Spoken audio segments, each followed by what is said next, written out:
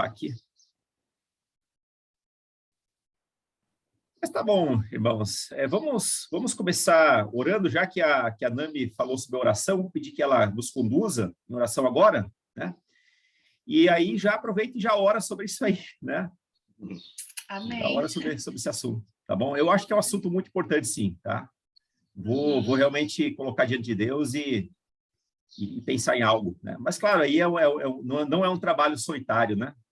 Interessante, quando eu fiz o mestrado lá na Unesp, a orientadora falou o seguinte: olha, você nunca usa a palavra eu fiz isso, eu fiz aquilo. Sempre nós fizemos. E é interessante, essa ideia de nós, ela vale, inclusive, para a pregação. Quando, por exemplo, o pastor Guto sobe lá no púlpito para pregar, ele não vai sozinho, ele vai com uma multidão de testemunhas, né? É o apóstolo, é Jesus Cristo, são os que vieram antes, são os autores que ele leu, né? E obviamente, ele próprio ali, né, sendo o ministrante, né?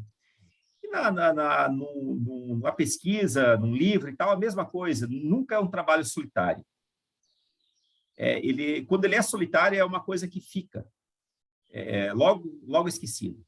Mas é um trabalho de nós, né? É um trabalho de todos, de várias pessoas, é um agrupamento, né? São as pessoas que aconselham, que leem, que corrigem, que dão as suas críticas, né? Enfim, é um trabalho em conjunto, né? Acho que isso é bacana. Só para dar uma dica, o título do livro, eu aprendi com o Joe, que é editor, você nunca usa gerúndio, falando, ou escutando, ouvindo, porque diz que é muito comum. Então, tem que ser um título mais original. Então, a gente usa sempre o gerúndio, né, em português. Então, o Joe fala que ele sempre evita, né? Bom, você tem um editor aí. E Já você tá ganhando forma. é um dos melhores que eu conheço. Viu? É um dos melhores e, por coincidência, é seu filho. Ronda, tá mutado, Ronda, seu microfone. Eu fiz a primeira sugestão de título extremamente assim, atrativo, que é Estudo de Romanos em menos de 2 anos. Mas, olha, esse aqui é um título de provocação, viu? Porque se a gente olhar aqui, ele vai mais que 2 anos. Agora eu vou ter que apressar para terminar em menos de 2 anos. Pô.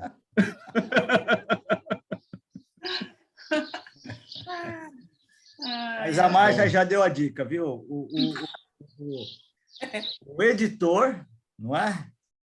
Já está pronto, já está aí, ó, tá aí. É só a gente bater um papo com ele. Tem tudo que precisa, né, Márcia, para editar o livro aqui. Fantástico. Ele é um publisher assim de mão cheia, né, Márcia? Ele é um publisher, né? Profissão dele, né? E outra. Ó, já tem uns 5, 6 votos de apoio aqui, já, viu, Márcio? Já está no caminho certo.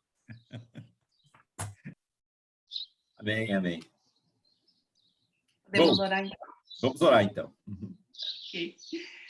Ó Deus, queremos, Pai, te louvar por esse novo dia tão lindo, ó Deus. Obrigada, porque isso é uma expressão do teu amor e obrigada por esse tempo juntos aqui, em que vamos estudar a tua palavra. Obrigada pela vida do pastor Marcos, ó Deus, pela sua dedicação, ó Deus, e queremos, Pai, orar, Senhor, em relação a esse projeto que estamos conversando aqui. Pedimos que o Senhor esteja ministrando ao coração do pastor, que seja, acima de tudo, Pai, a tua vontade, e queremos ser apoio, Pai, nesse projeto, e que realmente possa ser uma bênção. Deus, nós cremos que tem sido tão importante para nós e pode ser bênção, Deus, para tantas pessoas, ó Deus, que buscam, Senhor, por esse conhecimento, pela tua palavra, e queremos realmente entregar nas tuas mãos. E pedimos por esse tempo aqui de estudo, que o Senhor possa realmente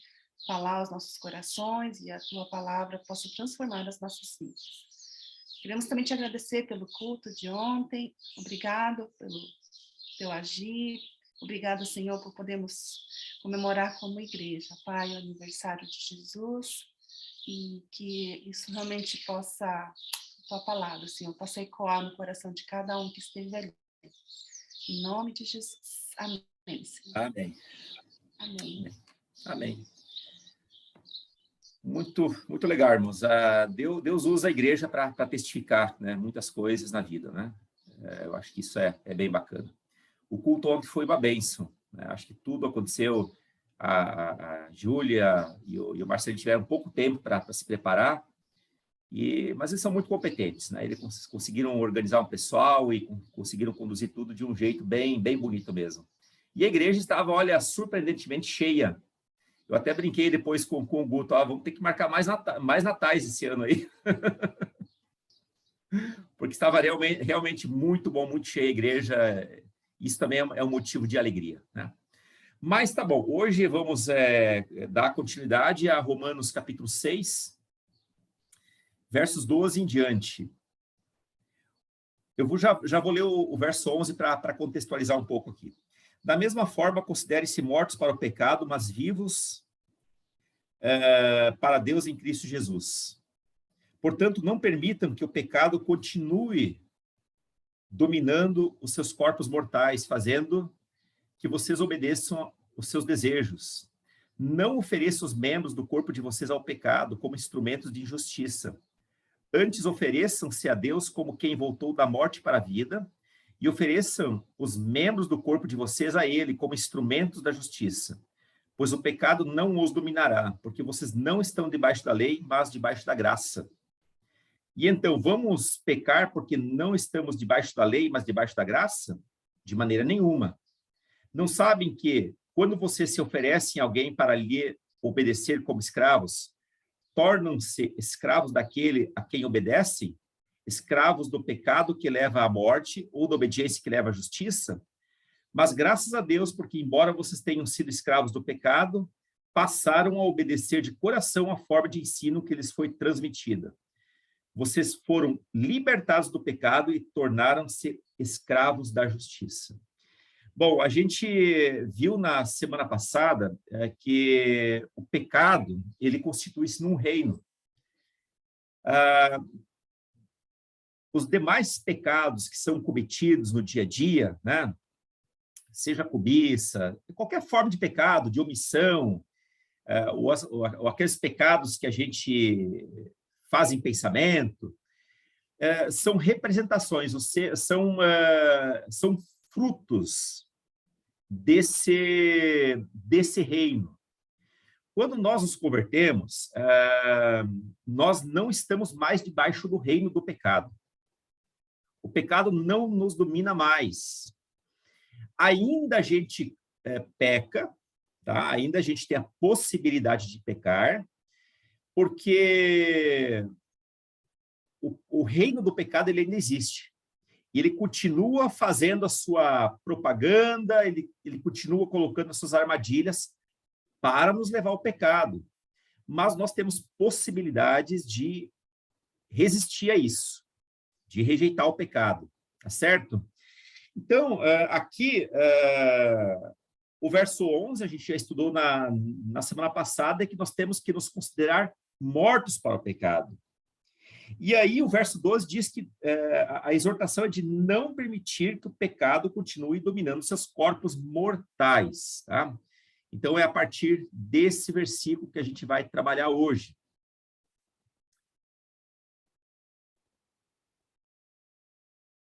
Muito bem.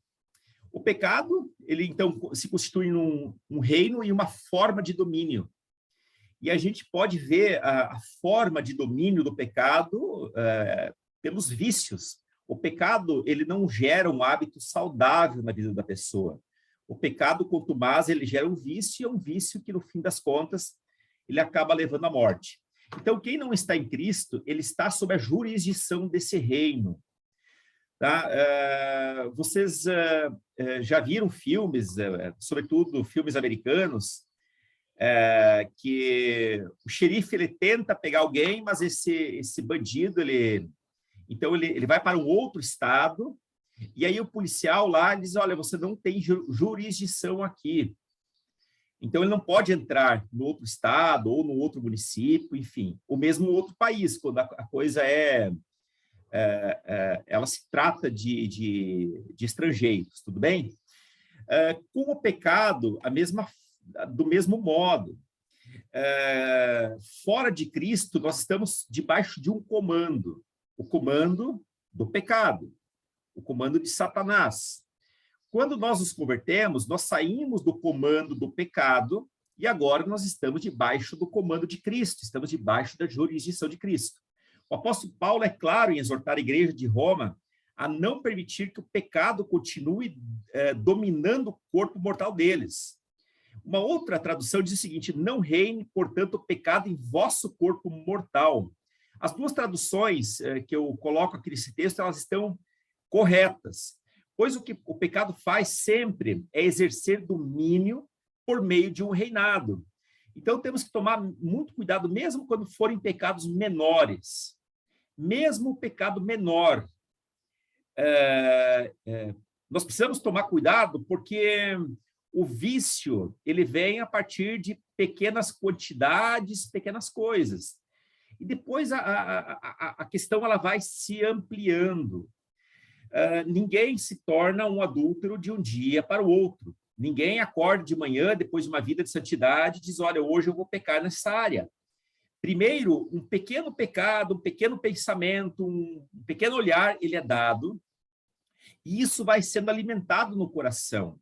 Ele vai gerando domínio, e às vezes isso pode levar anos, até que um belo dia a pessoa tenha ali o cenário ideal, enfim, para consumar o pecado. Tá? Por isso que a palavra diz, não reine, portanto, o pecado em vosso corpo mortal. Não deixe que o pecado crie domínio na sua vida, porque a partir do momento que ele cria domínio, ele for criar domínio, então a gente vai acabar realmente pecando, e pecando de modo muito grave. O Adolf Paul, ele diz que o pecado não tem mais jurisdição sobre a vida dos salvos em Cristo. No entanto, o pecado sempre tenta retornar sorrateiramente ao campo. Quer dizer, o pecado ele joga sujo. Ele não obedece à jurisdição de outro. Ele faz tudo para reimplantar o seu domínio, o seu reinado. O pecado, é interessante que o pecado ele tem um local onde deseja atuar. É exatamente o corpo mortal de cada um de nós. Então, o pecado ele atua no corpo humano. Se vocês forem lembrar bem do clássico texto em que Jesus está no deserto, ele está ali 40 dias, né, sem comer, e ao final desses 40 dias, então, Satanás procura dissuadir ele da missão, levando ele a transformar pedra em pão, a se prostrar diante dele, enfim, fazendo promessas. Quer dizer, Jesus ele estava ali numa posição de vulnerabilidade, estava faminto, ele estava solitário, ele estava num local talvez descampado, passando talvez frio ou excesso de calor, né? E muitas tribulações. E é justamente no corpo de Jesus que Satanás tenta aliciá-lo, né? Pegando primeiro pela questão da boca, da fome, né? Mas também a questão dos olhos, né? Mostra os reinos do mundo, né? Pede, então, para ele se prostrar, quer dizer, ali a gente vê como o pecado ele atua, e o pecado sempre tem um dirigente, é Satanás que induz a pessoa a pecar. Então, o pecado atua no corpo, uma vez que é nele que estão as nossas necessidades físicas de comer, de beber, mesmo o impulso sexual, a proteção diante do frio e do calor, a necessidade de descanso, de trabalho. Nós vimos na semana passada que o que o pecado faz é distorcer os impulsos naturais nossos, quando ele transforma a fome em gula, quando ele transforma a vida sexual sadia dentro de um contexto de casamento numa perversão de sexo fora do casamento, ou em outras formas de casamento não heterossexuais ou homossexuais, tá? Dessa maneira que o pecado age, ele perverte, ele transforma, por exemplo, o trabalho naquilo que a gente chama de workaholic, alguma coisa desse sentido, não sei exatamente a pronúncia no inglês, mas esse vício pelo trabalho, tá certo?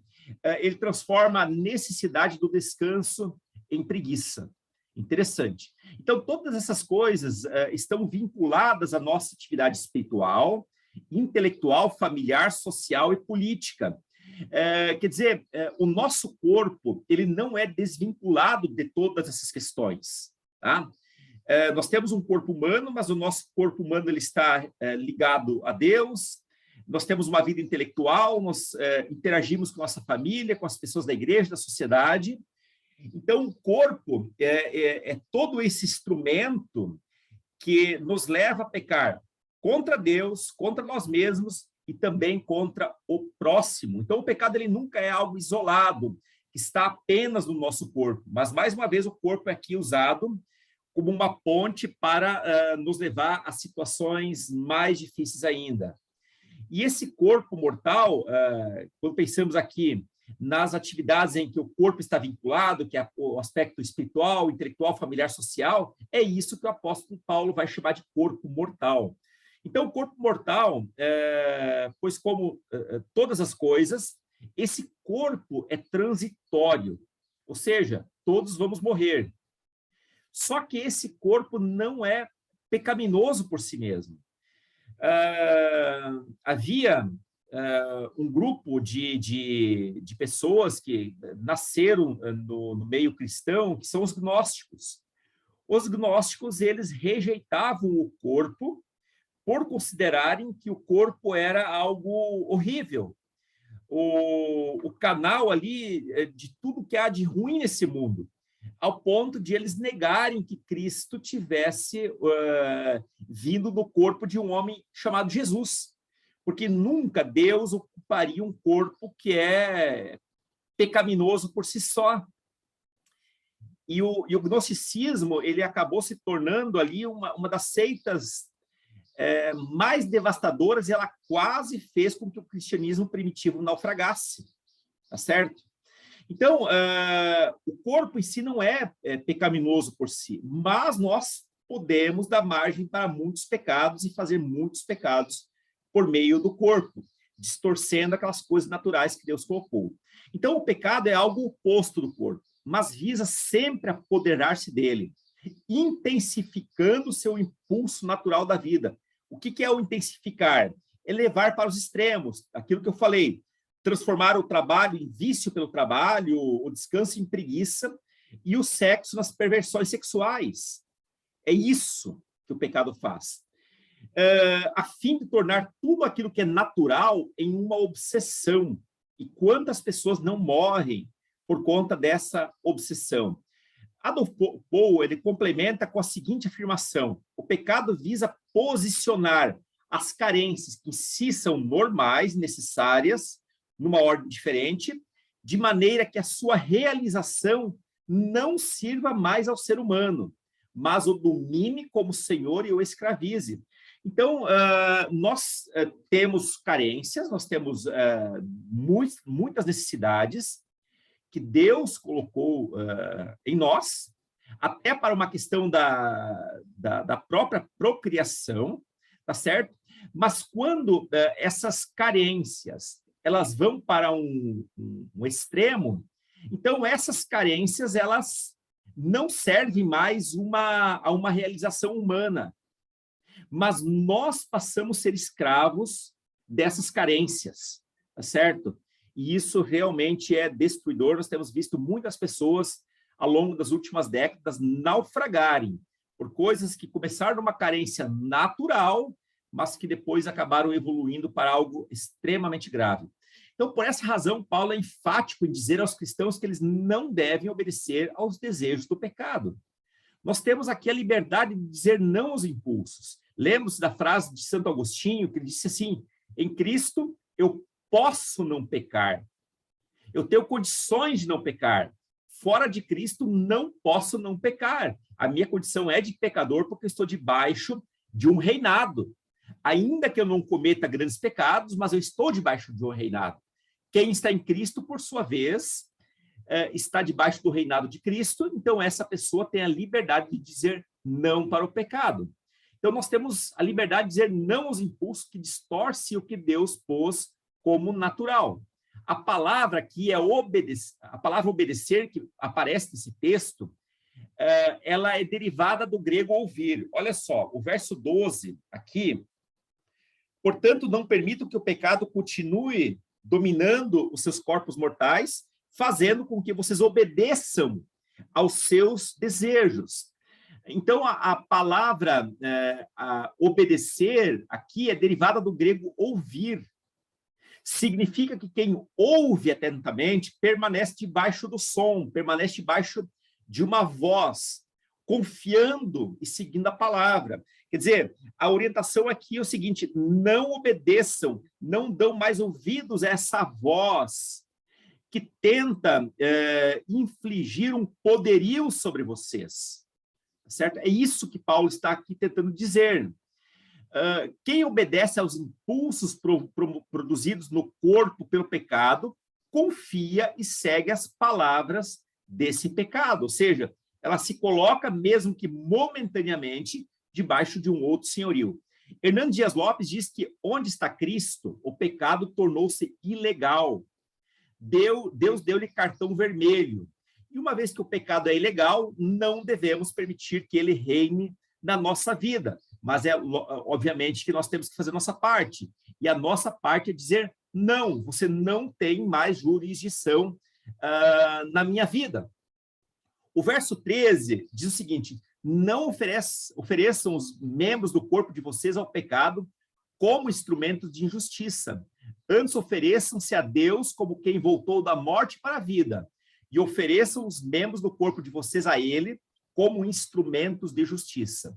Bom, se por um lado nós somos exortados e admoestados a não oferecer os nossos corpos como instrumentos de injustiça, e o que é oferecer o corpo como instrumento de injustiça? De uma maneira bem generalizada. Oferecer o corpo como instrumento de justiça é permitir que a injustiça continue reinando ao nosso derredor. Inclusive, não fazendo aquilo que a Bíblia tem como premissa, que é algo justo, que é cuidar da viúva, do órfão, do pobre, do estrangeiro, daquelas pessoas que estão numa situação de vulnerabilidade. E quem comete injustiça, ao invés de tirar aquela pessoa da lama, faz com que aquela pessoa ainda mais se afunde na lama. Nós vemos muitos políticos ruins, até pastores muito ruins, que fazem esse tipo de coisa. Usam os corpos, usam os seus talentos, para, ao invés de trabalhar com justiça na vida das pessoas, no sentido de cuidar delas, acabam tirando até o seu último centavo, levando ela para mais fundo na sua própria miséria. Então, por outro lado, se nós não vamos servir o corpo como instrumento de justiça, ou ser usados como instrumento de justiça, devemos oferecer nossos membros a Deus como quem voltou da morte para a vida. E lógico que nós voltamos da morte para a vida, porque nós saímos de um reino que estávamos sendo comandados pelo pecado, agora estamos debaixo do reino de Cristo. E ali nós vamos oferecer os nossos corpos como instrumentos de justiça, ou seja, nós vamos começar a ajudar, quer dizer, vamos ver pessoas em vulnerabilidade, nós vamos atuar dentro e fora da igreja para que as vulnerabilidades sejam excluídas. Quer dizer, surge uma viúva necessitada, um órfão necessitado, um estrangeiro. Temos aqui o exemplo do Paulo Henrique, que foi para um outro país, para a Síria, se não me engano, e trouxe de lá uma família numa situação de completa vulnerabilidade, né? Nós temos hoje a árvore da cidadania, que em Pompeia que acaba atuando nessas questões de vulnerabilidade. Então, é exatamente isso que a palavra fala. Olha, ofereçam cada membro do seu corpo como instrumento de justiça, no sentido de permitir que cada pessoa saia da sua condição de vulnerabilidade, seja emocional, física, social, e traga elas para o reino da luz, para um reino sem fome, para um reino sem dor, ou em que a dor ela é mitigada, ela é diminuída. Então, quando surge aqui o termo membros, a Bíblia designa o ser humano ativo e concreto. É com todo o nosso ser, é com todo o nosso corpo. Nós vamos e agimos de maneira ativa para o bem do próximo, para implantar aquilo que Jesus ele coloca como segundo maior mandamento, que é amar ao próximo como a si mesmo. Então, significa que encontramos realização e mostramos quem somos. Isso é uma coisa muito importante, né? Porque, veja só, nós devemos oferecer os nossos corpos como instrumentos de justiça. E quando nós fazemos isso, nós mostramos quem somos por meio da mão, do pé, do olho, da nossa mente, e mostramos o que está em nosso coração. Tá? É pela maneira como nós agimos com o outro, pela maneira como nós encaramos a vulnerabilidade das pessoas. E aí o seguinte, é no sentido de agir com justiça na vida daquela pessoa, ou sermos injustos, atuando para a piora dessa pessoa.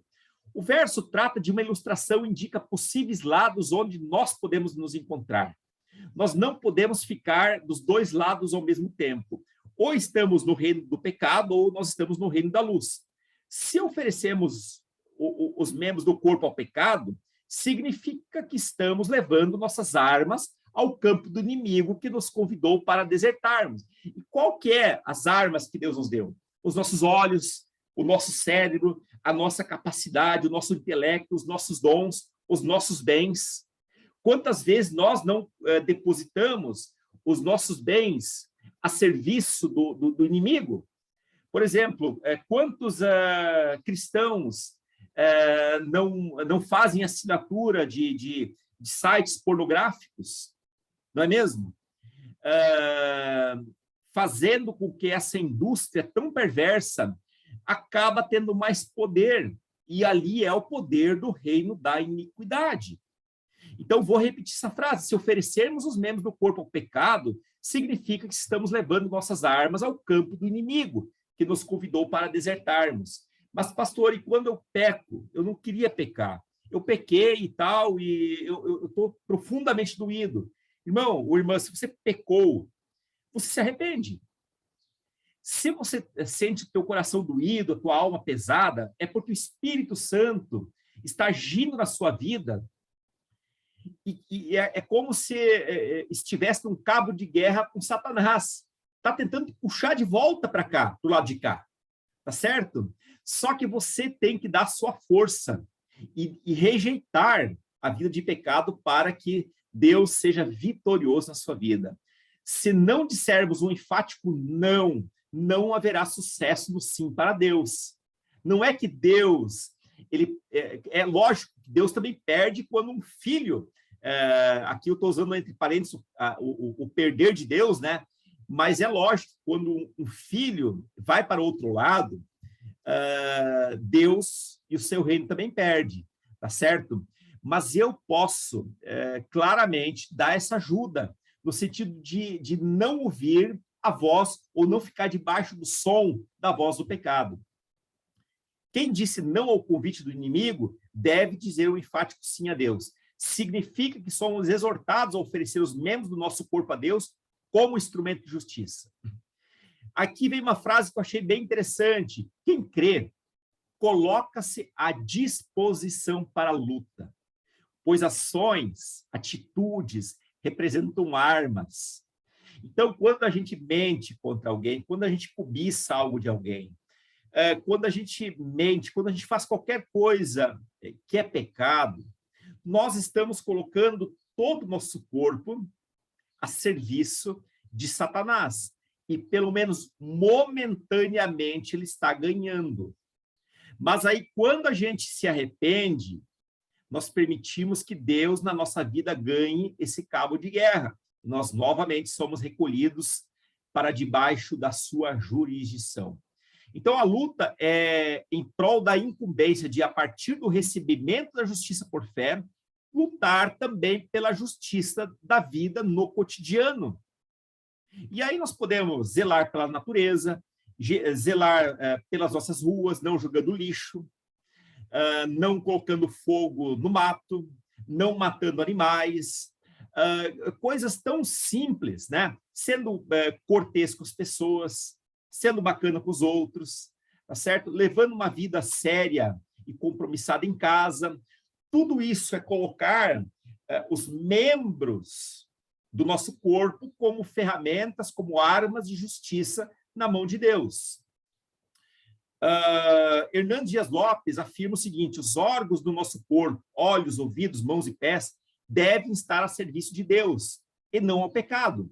A vida cristã é mais que um credo, algo que a gente crê ou que confessa, é mais que um sentimento, é mais que um ritual de batismo, mas é ação, é quando nós colocamos o nosso corpo a serviço da justiça na vida cotidiana. E o autor complementa: o cristianismo não pode ser somente uma experiência de um lugar secreto, embora haja. Deve ser uma vida numa praça pública, onde nós vamos testemunhar, onde nós seremos luz. Jesus fala que nós somos a luz do mundo, não se coloca a lamparina debaixo da cama, mas se coloca num pedestal, numa estante, para que ela ilumine todo o ambiente. Então, nós temos o nosso lugar secreto, como bem falou a Raquel Tavares, autora do livro, né? Lições do Lugar Secreto, mas nós também temos uma vida que deve ser numa praça pública, onde as demais pessoas veem que nós somos instrumentos de justiça de Deus para esse mundo. Aí o verso 14 diz: pois o pecado não os dominará, porque vocês não estão debaixo da lei, mas debaixo da graça. E então, vamos pecar porque não estamos debaixo da lei, mas debaixo da graça? De maneira nenhuma. Mais uma vez, Paulo volta a falar aquilo que ele falou no início do capítulo.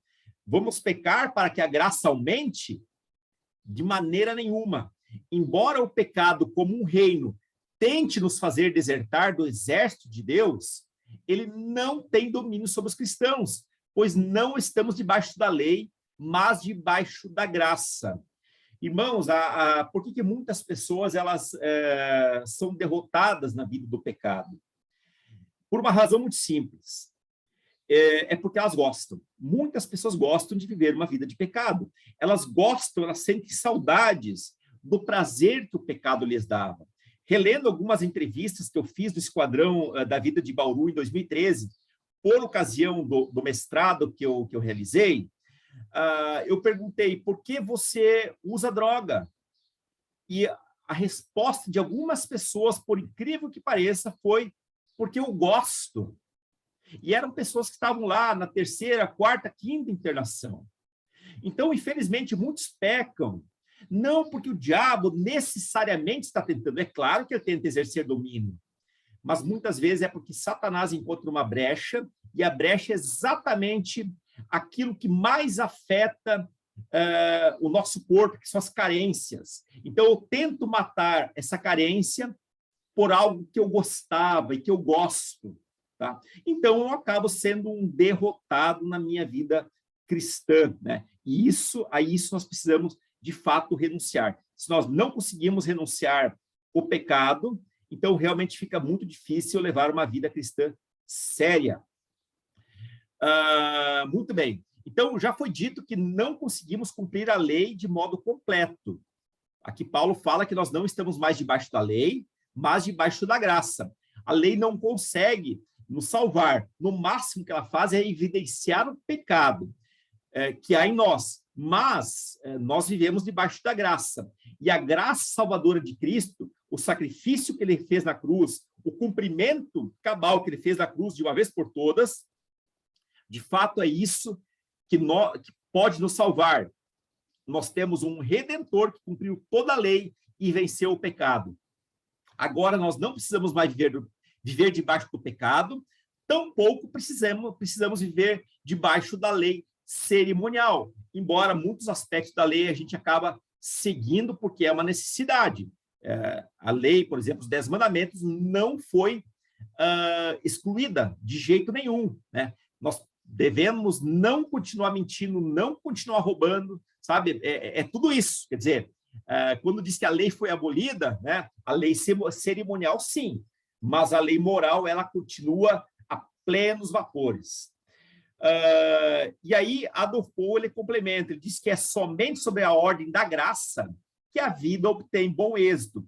Isso significa o quê? Lembrar todo dia que eu estou debaixo da graça. E quando vem uma oportunidade de pecar, eu posso lembrar, eu estou debaixo da graça. Eu não estou debaixo da jurisdição do pecado. E no verso 15, novamente, Paulo faz uso de uma pergunta retórica. Aquelas perguntas discursivas que não requerem uma resposta de quem está lendo ou ouvindo uma mensagem. Vamos pecar porque não estamos debaixo da lei, mas debaixo da graça? A resposta é enfática, de forma nenhuma, de maneira nenhuma. E por quê? Porque não estamos debaixo da lei, sendo derrotados sistematicamente, mas estamos debaixo da vitoriosa graça. E debaixo dessa graça, nós encontramos vitória, inclusive diante daqueles impulsos que tentam ser extremados no sentido de transformar, por exemplo, o descanso em preguiça. E o verso 16, não sabem que quando você se oferece a alguém para lhes obedecer como escravos, tornam-se escravos daquele a quem obedecem? Escravos do pecado que leva à morte ou da obediência que leva à justiça? Interessante que a igreja em Roma conhecia muito bem aqui o esquema escravista.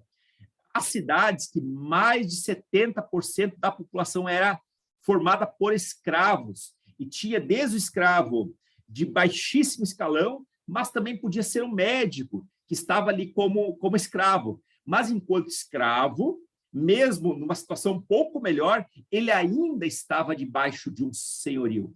Então, a ilustração de Paulo ela é muito bem compreendida por todos. Quem é escravo vive em submissão ou sujeição ao seu senhor. O pecado é um senhor que escraviza, pois mantém sob seu domínio todos os membros do corpo da pessoa e distorce todos os impulsos naturais para fazer exatamente o que o pecado deseja. Tá? Não basta dormir de 6 a 8 horas, tem que dormir 10, 15 horas. Não basta comprar aquilo que necessita. Tem que fazer dívida no cartão de crédito, tem que entrar no cheque especial.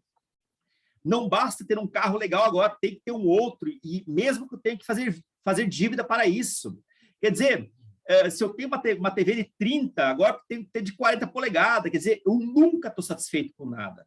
Porque o que o pecado faz de uma maneira muito sorrateira é sempre criar uma emergência para o desejo, e também agora no mundo que a gente vive, o desejo pelo consumismo. Então, quem oferece o corpo ao pecado é escravo do pecado e passa a obedecê-lo. Mas, pastor, não tem problema eu comprar, adquirir coisas, de maneira nenhuma, desde que você não coloque as finanças suas da sua família numa situação de risco e também desde que isso não seja usado para a sua vaidade. A pergunta é, para que você precisa de um carro melhor? É para servir? Ou é apenas para mostrar que você pode e aparentar isso diante dos outros? Ora, se a resposta para essa pergunta é a segunda resposta, então realmente você está negligenciando e entrando para uma rotina de pecado. Agora, por outro lado, podemos oferecer nossos corpos como escravos da obediência, que leva à justiça. Quando nós nos convertemos, nos identificando com Cristo, trocamos de Senhor. Quer dizer, na vida nós nunca vamos ficar sem Senhor. Ou estamos debaixo do senhorio do pecado, ou estamos debaixo do senhorio da justiça, de Cristo. Anteriormente estávamos sujeitos a um Senhor que nos conduzia à morte. Agora estamos sujeitos a um Senhor que nos conduz à justiça. Quer dizer, se antes eu explorava, agora eu vou ajudar. Se antes eu trabalhava muito, agora eu vou trabalhar, mas eu vou dividir os meus ganhos e o meu tempo com a família, com as pessoas que necessitam. Significa que a justiça também exige um compromisso de nós. De fato, a justiça exige um compromisso de nós. Somos salvos pela graça, mas a graça não nos dá o direito de ficarmos impassíveis diante das necessidades dos outros. Por essa razão, não podemos continuar pecando, entregando os membros do corpo à injustiça. O penúltimo versículo 17, que nós vamos ver hoje, diz o seguinte: mas graças a Deus, porque, embora vocês tenham sido escravos do pecado, passaram a obedecer de coração a forma de ensino, doutrina, que lhes foi transmitida. Houve aqui uma mudança importante na vida dos leitores de Paulo. Quer dizer, antes eles estavam debaixo de um tipo de ensino, de um tipo de doutrina, mas agora, no reino de cá, no reino da luz, eles foram submetidos a um outro tipo de ensino. Aqui eles vão obedecer, e eles vão obedecer de coração a uma forma configuradora de doutrina que lhes foi transmitida. Eu já vou explicar o que é essa forma configuradora. Nesse aspecto, a obediência de coração mostra que não foi algo forçado. Ninguém forçou aquela senhora a levantar a mão ontem. Foi feito um apelo e alguém levantou a mão. É isso. O pecado, ele age de maneira ditadora nas nossas vidas. Ele nos força a fazer algo que nós não queremos fazer. Mas no reino de Cristo, nós não fomos obrigados. Nós aceitamos o senhorio de Cristo de livre e espontânea vontade. Então, essas pessoas deixaram a escravidão do pecado, mas elas não ficaram no vazio. Elas passaram a obedecer à forma de um novo ensino. O Adolf Paul diz que a palavra forma, aqui usada, é traduzida do grego tipto, que significa bater em uma pedra, num metal em que são talhados sinais. Então, segundo ele, o resultado constitui um tipto, algo que foi gravado, que pode ser utilizado como um carimbo ou uma forma para cunhar moedas. Significa que essas pessoas, aqueles romanos, e nós hoje, no século XXI, fomos cunhados pela doutrina, ou seja, a doutrina de Cristo foi estampada no nosso corpo, na vida daqueles e também nas nossas vidas, de maneira que isso fica aparente a todas as pessoas, de tal maneira que não existe agente secreto no reino de Deus, a não ser naqueles países em que o evangelho é proibido, que as pessoas realmente precisam ser discretas, mas a doutrina, ela está estampada na vida de cada um de nós. No entanto, ao contrário das moedas, o processo envolvendo a doutrina, a palavra para a doutrina que é didaquê, é extenso, leva a vida inteira e não resume-se apenas em um ato ritual, como levantar a mão ou ser batizado, mas envolve uma vida inteira, em que sistematicamente a doutrina vai sendo estampada em nossa vida, de maneira que nós alcancemos mais habilidade de dizer não ao pecado. O autor, então, complementa: Jesus legou aos discípulos uma concepção integral para a vida, uma orientação determinante para uma vida alternativa. Sim, irmãos, Raul Seixas falou: viva a sociedade alternativa. Nós, os cristãos, vivemos uma vida alternativa, porque nós não vivemos mais segundo a concepção do mundo, mas a doutrina de Cristo foi estampada em nossa vida, e isso nos torna singulares, diferentes, alternativos. Então é essa vida, acima de tudo, que constitui a matéria do ensino combinada com a fundação da Escritura. Em outras palavras, depois de aceitar Cristo, a pessoa deve aprender sobre o que fazer da nova vida. Vejamos aqui o que Paulo diz no verso 17. Mas graças a Deus, porque embora vocês tenham sido escravos do pecado, passaram a obedecer de coração a forma de ensino que lhes foi transmitida. Quer dizer, depois da pessoa levantar a mão, depois de ela dar o passo para Cristo, depois de ela atender ao apelo, a pergunta deve ser o seguinte: e o que fazer agora nessa nova vida? Quando cremos, nos dispomos a um processo de aprendizagem, porque, segundo o verso 8, nós trocamos de Senhor, e nós precisamos agora aprender como esse novo reinado funciona. Por que que muitas vezes a igreja não vai tão bem quanto deveria? Porque os membros desse corpo não sabem como esse novo reinado funciona. Paulo diz aí, para concluir a nossa aula de hoje, vocês foram libertados do pecado e tornaram-se escravos da justiça. Hernandes Dias Lopes diz que Cristo nos libertou do cativeiro do pecado, onde éramos explorados sistematicamente sem folga. Vivíamos debaixo de um jugo opressor e na masmorra da culpa, atormentados pelo medo. Quando fomos libertados desse maldito cativeiro, fomos feitos servos da justiça. Portanto, verdadeiramente livres, embora estejamos debaixo de um outro Senhor que não é ditador, que não é explorador, que não exige coisas que nós não podemos, de fato, fazer deliberadamente com o coração. Então, por meio da conversão, saímos de um reino para o outro e de um Senhor para o outro. Vivíamos no reino das trevas, agora vivemos no reino da luz. Éramos escravos do diabo, agora somos servos de Cristo. E vivíamos entregues às paixões e iniquidades, mas agora nos dedicamos à prática da justiça. E aí o autor complementa. O evangelho apostólico é aqui comparado a uma forma ou molde em que o metal derretido é derramado para tomar forma. Esse molde é a forma final que molda o pensamento e a conduta de todos os que são entregues a seu ensino. E aí a pergunta que eu lhes faço, e faço a mim também, é, de fato, estamos sujeitando as nossas mentes e os nossos corpos mortais ao molde de Cristo, de modo que pensemos e que vivenciamos no dia a dia a mente de Cristo? Eu acho que é uma pergunta para nós pensarmos.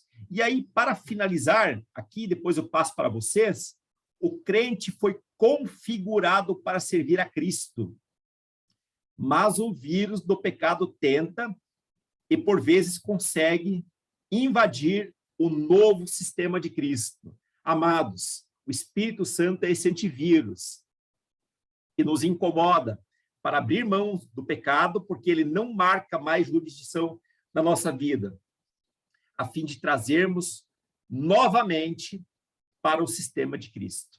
Amém? Amém? Eu quero ouvir um pouquinho de você, o que você aprendeu, o que você gostaria de destacar, que lições que você aprendeu com o estudo de hoje.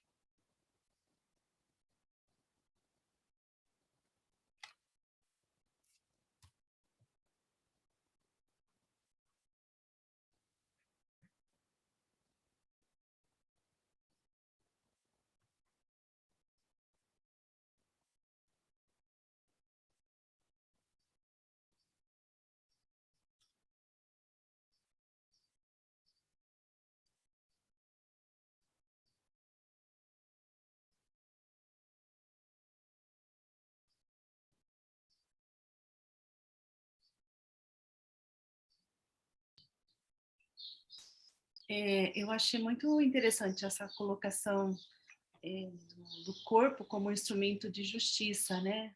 Que a gente fala tanto de usar o corpo para coisas que não são, né, lícitas. Muito interessante a gente pensar assim.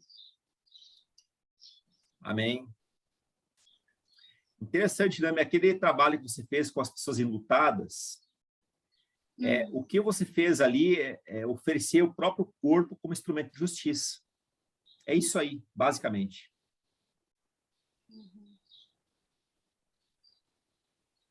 Bom.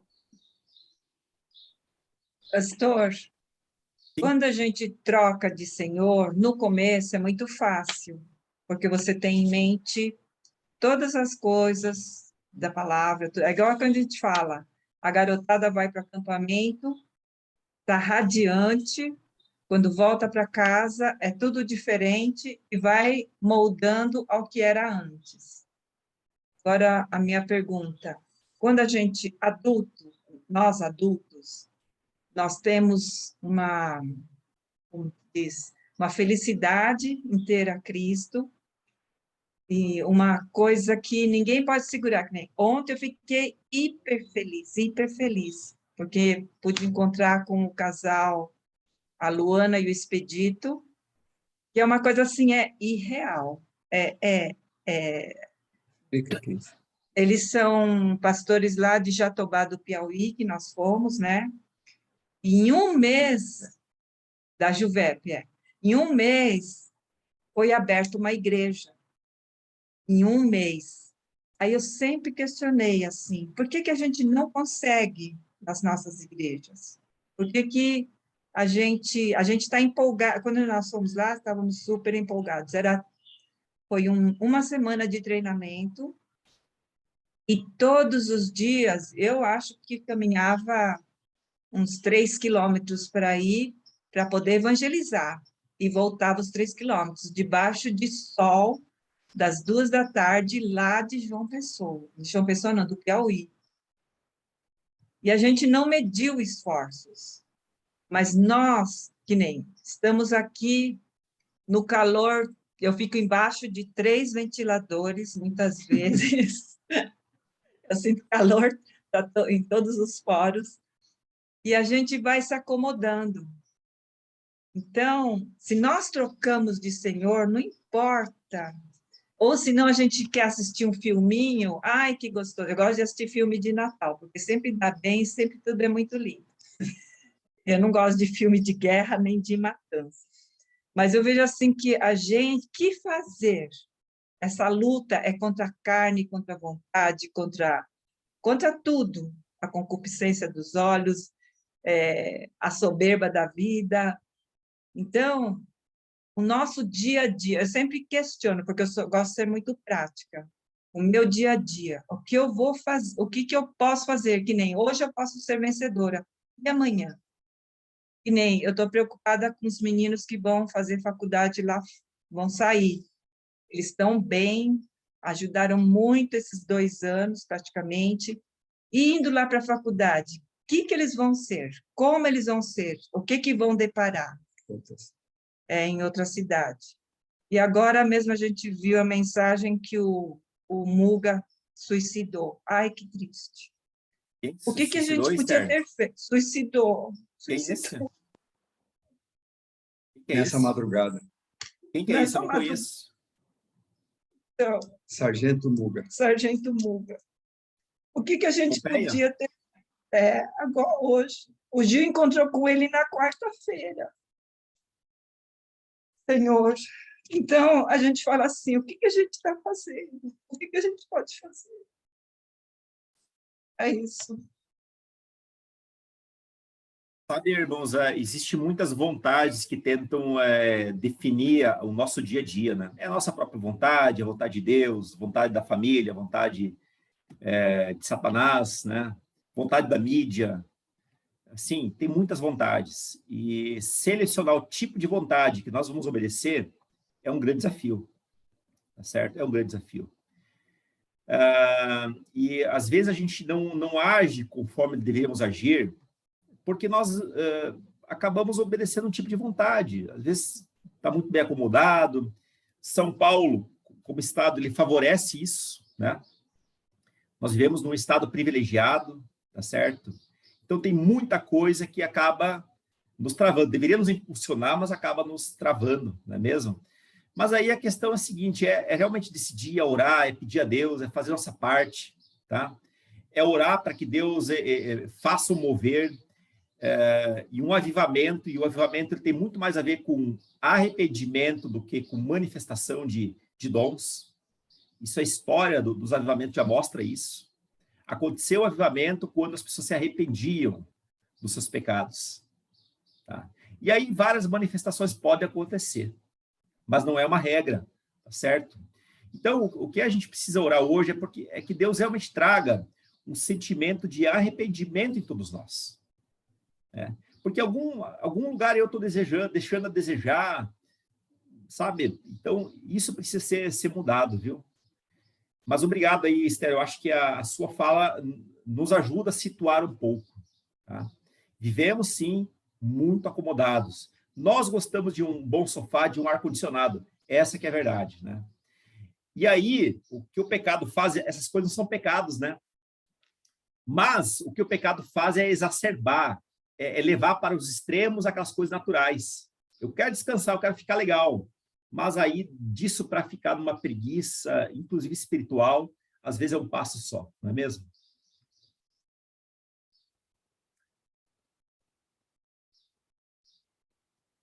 Tá bom, mais alguém?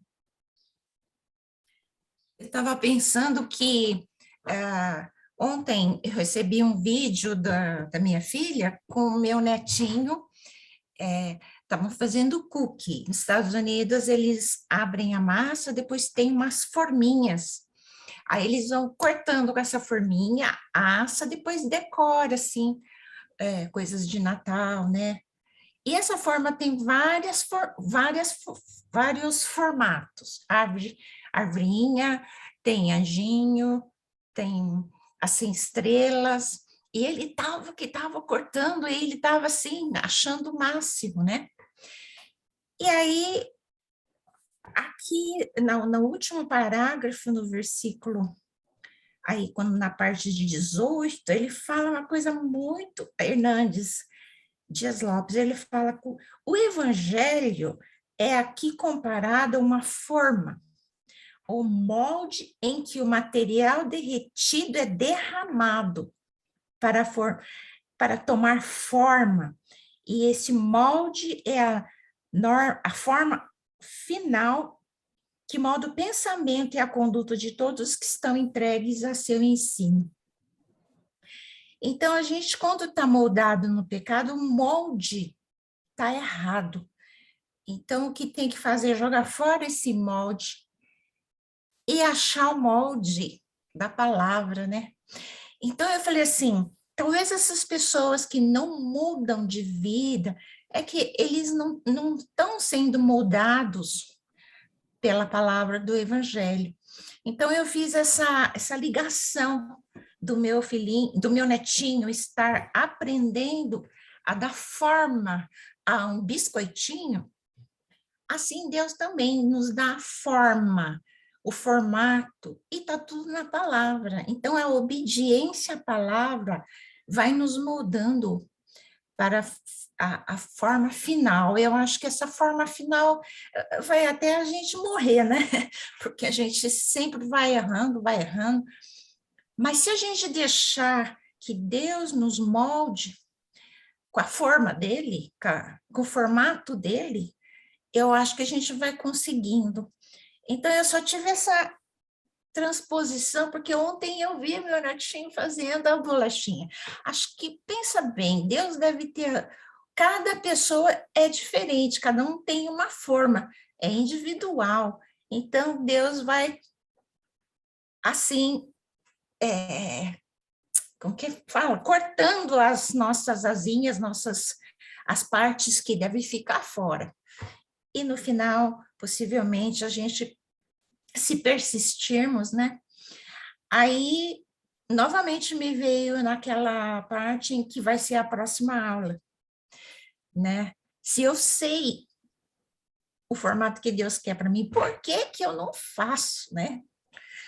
Aí, bom, próxima aula. Mas sempre me vem, me vem essa coisa, né? Por que que a gente não deixa ser derretido por Deus, assim como o metal, e ser colocado na forma de Deus? Por quê, né? É a natureza pecaminosa, e isso a gente, é a graça de Deus, até nisso a gente tem que depender. Eu falei assim, cada um tem a sua forma, e quando Deus faz a forma, ele joga fora, ele não faz outro igual, né? Isso que é bacana, por isso que a gente tem a singularidade, cada um com o seu formato que ele quer, né? Então, é a minha oração é que a gente continue nos deixando derreter e na forma correta de Deus. É isso, é o que me veio na cabeça. Ilustração bem bonita, viu, dona Márcia? Muito legal. Sabe que no Sul também tem essa prática, né, de moldar as bolachinhas lá com uma forma de... Legal, bem bacana. Deu até fome agora. Viu? Mas a minha preocupação é que Deus tem essa forma linda. Agora, o que fazer para a gente sair desse marasmo? O que fazer? Como Eu sei que é o Espírito Santo, mas a gente pode estar sendo tocada, moldada, sacudida, virado de ponta cabeça, mas a gente luta contra algumas coisas, mesmo assim, é até morrer mesmo. É só lá no céu que vamos nos tornar a gente mesmo se aprovar, sabe? A gente mesmo falar, não, eu acho que agora eu tô caminhando. Então, meu questionamento tem área também de doença, que faz com que alguma coisa no cérebro, né, que não está muito legal, assim, eu falo, às vezes está morto, não sei, e que não funciona tão bem, e aí é difícil andar nessa forma. É difícil você deixar essa forma fluir livremente. Joia. Viu, pastor Marcos, talvez uma grande dificuldade que muitas vezes nós temos é da percepção daquilo que Deus está fazendo, né, em nossas vidas, nosso entorno. Na fundação, nós temos gasto muitos momentos de oração lá, não é? Com várias pessoas, eu tenho vários amigos, irmãos, professores, e a gente está sempre orando lá. Por dois motivos, né? Primeiro é para perguntar se isso é de Deus, né? E segundo, o que nós estamos fazendo não está atrapalhando Deus? É uma pergunta que nós estamos sempre fazendo. Importante, porque muitas vezes a gente esquece que Deus é um Deus vivo, né? Que está do nosso lado, que quer trabalhar, que quer agir. E essa lição de hoje eu achei fantástica, né? Como todas as outras, mas essa, porque nós saímos de um império das trevas, onde nós éramos oprimidos, forçados, tínhamos um sentimento de culpa, não é? Para um outro império da justiça, né? De Deus que nos coloca paz, amor, alegria, e nunca ele nos oprime, né? Ele nunca oprime. Deus quer o melhor para nós. Deus nos coloca, Deus não nos coloca. Se a gente está triste momentaneamente, mas se a gente vive uma vida de tristeza, de culpa, alguma coisa de peso, provavelmente isso não vem de Deus, né? Porque Deus não quer isso para nós, né? E aí eu vejo assim, eu sempre gosto de imaginar, né, que tudo aquilo que eu faço, as pessoas que estão na minha frente, né, ou que estão longe, possam ver isso num filme. Ó, a Rhonda está fazendo isso aqui, não é? E quando eu estou conversando com outra pessoa, tudo que eu estou pensando, mas não estou falando, que a pessoa possa olhar tudo que eu estou pensando, como se tivesse uma tela na minha cabeça, em cima da minha cabeça, e a pessoa possa olhar tudo que eu estou pensando, não é? Para que a gente tenha transparência total, né? Não só diante de Deus, porque diante de Deus a gente tem medo, Deus sabe, né? Deus sabe quando está pensando mal de alguém, não, mas diante de todas as pessoas. Eu lembro que várias vezes lá na Jato, quando vinha um funcionário nosso falar mal de outro funcionário, eu chamava o outro, falava assim, agora fala tudo que você falou para mim, fala para ele agora, não é? Porque ele que tem que saber, não eu, não é? Essa transparência diante de Deus, das pessoas, não é? É um Deus de justiça, né? Então, eu acho importante isso. No reino das trevas, a gente era oprimido, né? Eu vivi 28 anos debaixo das trevas, não é? A gente nem sabia que era oprimido, mas eu era oprimido. Hoje, nós vemos diante de um reino de justiça, onde não há opressão, não há força, e nós precisamos ter a percepção, esse sempre foi meu trabalho lá, na fundação, o que Deus está fazendo, né? O que Deus está fazendo? E Deus está fazendo muita coisa. Mas muitas vezes, nosso ativismo, nós querer fazer, a gente não percebe que Deus está fazendo, né? E a gente muitas vezes quer fazer as coisas que Deus quer fazer, né? E aí a gente não pode fazer as coisas que Deus quer fazer. Então, eu achei muito legal a lição de hoje, né? Temos que gastar mais tempo, temos que ler o livro que você vai escrever, né, Paulo? Né? Pastor Marcos, para poder discutir melhor, mas é fantástico, né? Realmente, essa passagem de sair do reino das trevas, né? para o reino do Filho do amor, reino da justiça. Isso é algo maravilhoso. E nós temos realmente que vibrar muito com isso, não é? Eu tive, na quinta-feira passada, vou comentar rapidamente, a Márcia estava aqui, o Gilson também estava, o Jorge recebeu um prêmio de título de cidadão quintanense, né? Ficaram 1h30 falando bem do Jorge, né, Márcia? O pessoal já não sabia mais o que falar do Jorge, né? Ficaram lá, mas tinha que falar bem do Jorge, tudo verdade. Mas o final foi fantástico, né, Márcia? Porque no final as pessoas acham que são pessoas, não é? Nós fazemos as coisas, nós, é tudo nós. Muitas vezes não é nem eu, muitas vezes é nós, né? Mas é nós pessoas. E o Jorge deu uma mensagem fantástica, que desmontou tudo, assim, de uma forma amorosa, né? Ele falou assim, gente, eu estou saindo daqui com um peso que eu não posso levar para casa. Não é? E aí ele convidou o Duda tocou, né, uma música, A Deus Toda a Glória, naquele, acho que era clarinete, né? Linda música, né? Muitas pessoas lá da plateia, que era pequena, porque o espaço é pequeno, estavam cantando essa música, né? Ele dizia, tudo que vocês falaram aqui, ó, tudo, é para a glória, eu estou levando tudo para Deus, porque Deus é o merecedor de toda a glória, né? Então, nós estamos no reino de Deus, né, pastor? A glória de Deus. E essa compreensão é muito legal, não é? Foi maravilhosa a mensagem lá do Jorge, né? Em 2 minutinhos com a música, todo mundo cantando lá, quem conhecia a letra, a glória é de Deus, porque o reino é de Deus, não é? E esse texto fala muito bem disso. Nós somos servos, mas servos de um rei, né, de amor, né? Isso que é fantástico. Obrigado, viu? A mensagem sua hoje foi fantástica. Obrigado. Amém. Amém. É isso, irmãos. Podemos finalizar? Vamos finalizar. Eu lembrei do Alexandre, tá? Eu conversei há um tempo atrás com ele lá no destacamento policial, e ele me contou algumas histórias de como ele conheceu Cristo, como ele, enfim, na época acho que do Casados para Sempre, se não me engano, né? E eu lembro que eu orei com eles lá, ele mais alguns outros soldados que estavam lá naquele dia, né? E é muito triste, é algo que realmente traz uma tristeza muito grande para todos nós. Pedir para o pastor Guto estar finalizando, orando, tá?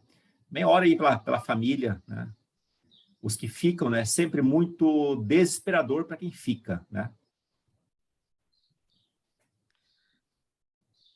Deus, em primeiro lugar, nós queremos te agradecer pela riquíssima aula que tivemos hoje. Deus, que tudo aquilo que ouvimos, que compartilhamos, Deus, não fique apenas como conhecimento na nossa vida, mas isso possa trazer transformação na nossa vida. Deus, que nós possamos sempre nos amoldar ao Senhor e não a este século, a este mundo. E obrigado, Senhor, porque a Tua palavra nos traz essa direção e que possamos realmente viver conforme a Tua palavra, Senhor. Deus, obrigado por cada aluno, por cada pessoa que está aqui para aprender mais da Tua palavra, Senhor. Obrigado pelo Marcos Alberto, que tem se dedicado a ensinar aquilo que o Senhor mesmo tem colocado em seu coração, ó Deus, e tudo isso tem sido bênção para todos nós aqui. Queremos lembrar da família do Muga, Deus, que tristeza, Senhor, que sentimento difícil que a gente está agora. Deus, alguém que sempre se cobrava no sentido de retornar para o Senhor, para a igreja. Meu Deus, que eu possa realmente consolar, Senhor, sua esposa, seus filhos. Estamos sabendo que nenhum dos filhos está aqui no Brasil, Deus, e você possa alcançá-los, ó Deus, onde eles estiverem, para que possam receber de Ti o consolo, e, ó Deus, o cuidado que eles precisam neste momento, Senhor. Nós oramos ao Senhor e depositamos diante de Ti todas as coisas, Senhor. E nós oramos no nome de Jesus Cristo. Amém, Senhor. Amém, irmãos.